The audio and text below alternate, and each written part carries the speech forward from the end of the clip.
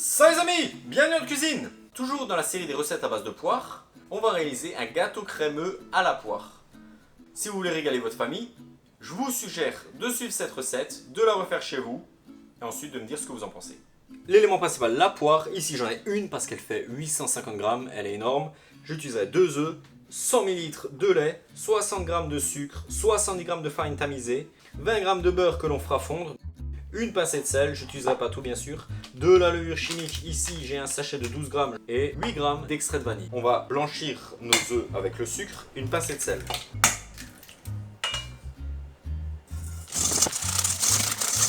On y ajoute les 100 ml de lait, l'extrait de vanille. On va faire fondre nos 20 g de beurre. Les 20 g de beurre sont fondus, je les ajoute à ma préparation. On va ajouter les poudres, à savoir la levure chimique et la farine tamisée.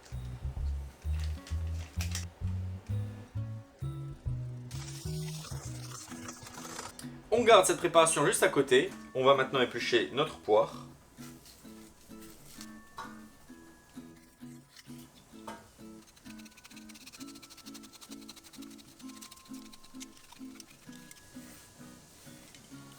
Donc là, je vais la couper en 4.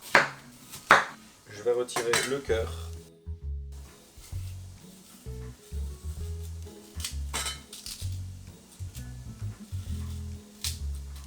Et là, on peut reprendre notre appareil à proximité parce qu'en fait, on va tout simplement incorporer les lamelles de poire au fur et à mesure. Et là, on va les couper en fines lamelles. L'idéal, c'est d'utiliser une mandoline. Là, je n'en ai pas, je vais couper au couteau.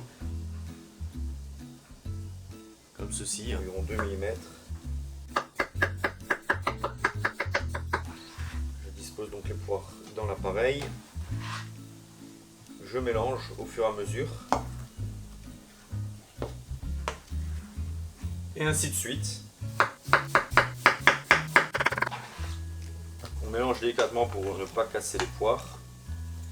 On essaye de les décoller si elles sont collées ensemble.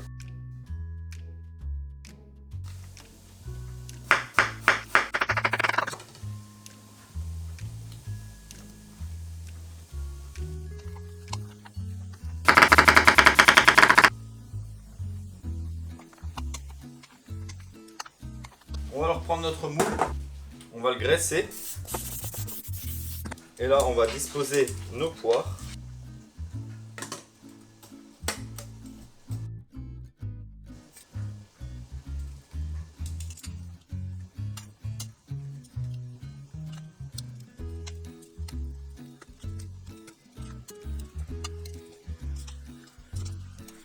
Et là, je vais simplement verser l'appareil dessus.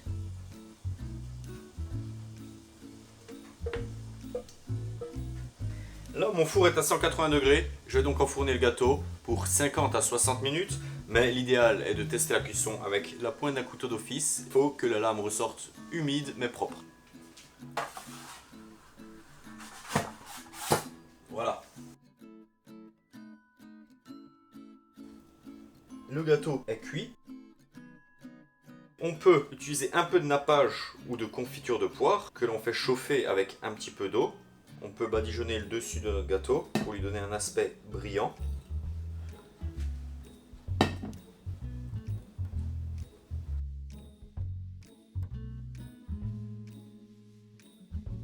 On va le laisser refroidir et ensuite on va le démouler. Pour démouler notre gâteau, on peut passer la lame d'un couteau tout autour des parois.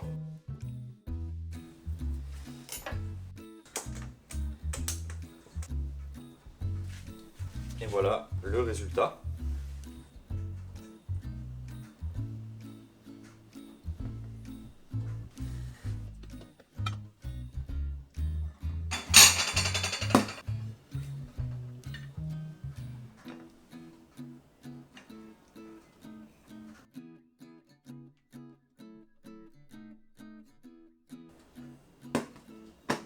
Et voilà les amis, j'espère que vous apprécierez cette recette de gâteau crémeux aux poires. Un dessert très facile.